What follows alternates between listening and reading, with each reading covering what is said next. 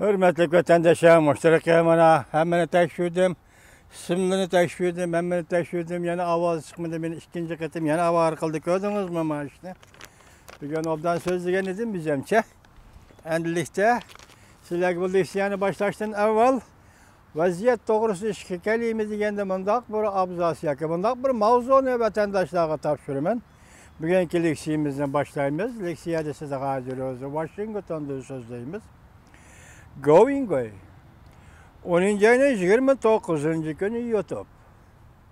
Amerika Cumhuriyeti oturusida umumyüzlük uruş başlandı. Şinjan başlangıç noktası bulundu.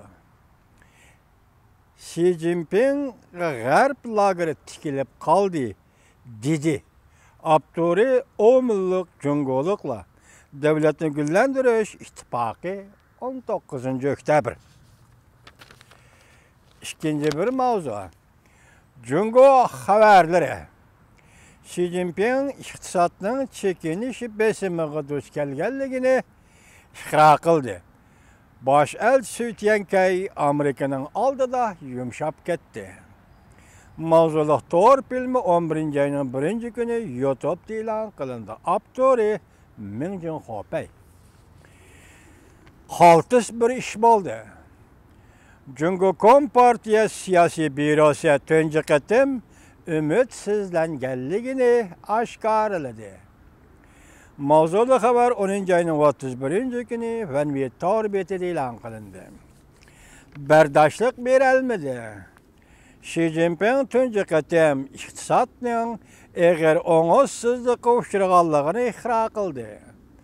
Mavzulu haber 10. ayının 31. günü Fransiya Halkara Radyo Stansiyasının torbiyeti ilan kılındı. Ben bu vaziyetke ait mavzularını oturup koydum. Bunun için de kızıkarlığı nime deseniz biz YouTube'da açımızda sizin tecrübeniz hem şunda hiçbir yep ikinci katım karısak bet almış gitti. Mesela birinci bet başta koyulgan bir haber ikinci katım açkınınızda yok hop gitti yaka ayaka buraya uçup gitti. Hazır hesapta Going Away 10. ayının 29. günü YouTube Amerika Cumhuriyeti oturusida umumyüzlük uruş başlandı. Şinjan başlanış noktası bulundu degen bu haber. Bugün hesapta benim hesabımda 4 gün. YouTube'nun hesabında 3 gün oldu. Baş betten öçmey vatıda. YouTube'nun baş betinden öçmey vatıda. Şuna bu haberini otur gelip çıktım. Hem de Going Away davatkan bu uruş umumyüzlük soda uruşu mu ve yakın nime? Ben şuna bunu aldırıp çöndürelmeyime hürmetlik vatandaşlara. Vatandaşlar bunu yüzden tasavvura gelişi lazım. Bu tomtakla koyulgan mı ya baş ayığı var mı? Bunu keyinki vaxtlarda görürüz. Şunun için iktisatla bağlı hazır merkezi hükümetinin siyasi bürosu ikrar kıldı. Ümitsizlendi, iktisat çekendi dedi. Şuncaklı baş elçi Washington turuşluk baş elçi Sütyenkay yumşap gitti Amerika'nın aldı dedi. Hazırmış haberini koyup avaz çıkma açığınlıp oltasam yarı bir haber geldi ki hürmetlik vatandaş Prezident Trump ile Reis Xi Jinping telefonda sözleşti. Belki Sütyenkay yumşap ketkenlik için Reis Xi Jinping telefonda sözleşken buluşu mümkün. Bunu keyinge kaldırımız tayyarlap gelgen haberler bilen vatandaşlarını tanıştırımız. Mavzu mındak. Amerika Koşmuş Ştatlar Devlet Meclisi Kengeş Palatası'nın nopozluk azası məxsus makal yazıp Prezident Trump'ın Cungo'ya kattık meydan kollanışını kolladı. Mavzulu haber 10. ayının 29. günü Amerika Avazı'nın Xitay Tili programımız ilan kıldı.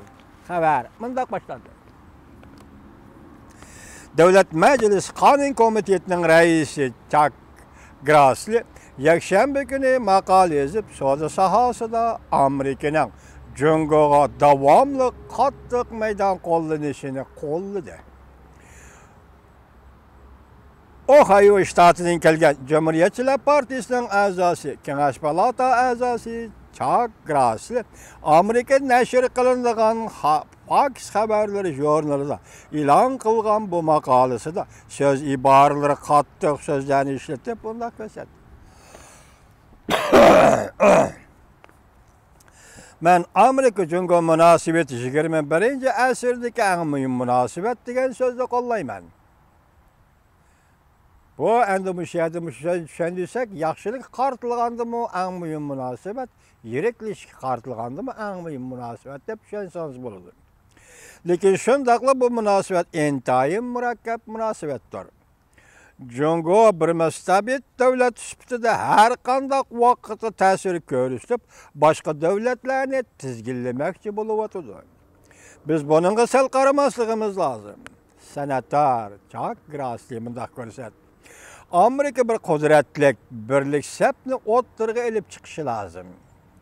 Jungoning kishini cho'chitadigan sapsatalariga zarba berishimiz lozim va o'g'irlik, aldamchilik vositalari bilan dunyo iqtisodiga rahbar bo'lib olishiga zarba berishimiz lozim. Unda qilmasak, Amerika cho'qim sapdan tushib qoladi. Grassley maqolasi mundaq ko'rsatdi. Men Jungoning Dunyo savdo tashkilotiga a'zo bo'lib kirishni bilat tashlab qo'llagan edim. Lekin Jungo uzundan beri bergan va'dasiga amal qilmadi. Dunyo savdo tashkilotining prinsiplariga amal qilmadi. O mundaq ko'rsatdi. Amerika aqliy mulk huquqi komitetining faraz qilishicha Amerikaning yumshoq detallar va savdo maxfiyatligi jihatlarda har yili Amerika tortadigan ziyon 600 milliard dollar. Bu qizil raqamdan boshqa juma vatandosh.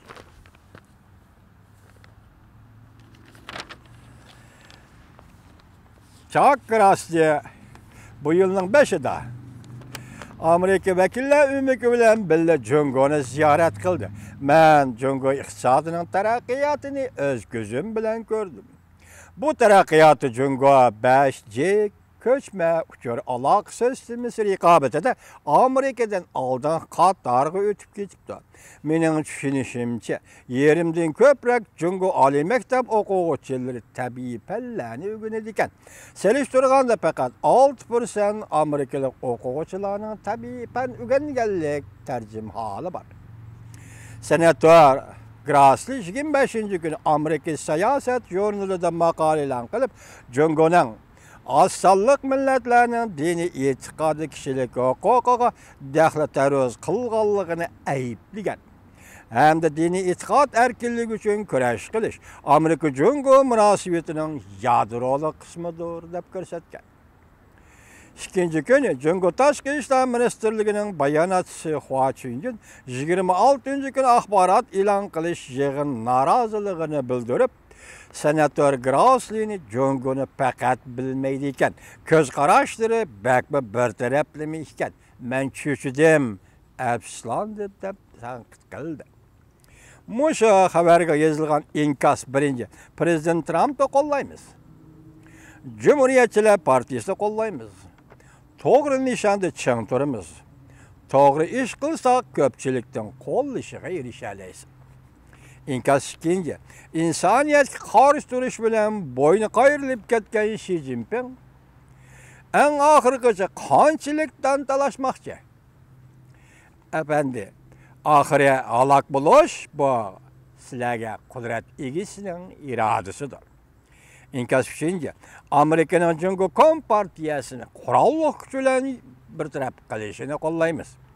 Amerikaning xato siyosati Jungo Kompartiyasi lukchaklarining bugünkidek aksiyatchilik qilishiga elib kelgan. Yevropa yovuzligini yig'ishtirib olmaydigan darajaga berib yetdi. Biz ko'pchilik Amerikaliklarning Senator Grassleyga o'xshash o'yg'onishini umid qilamiz.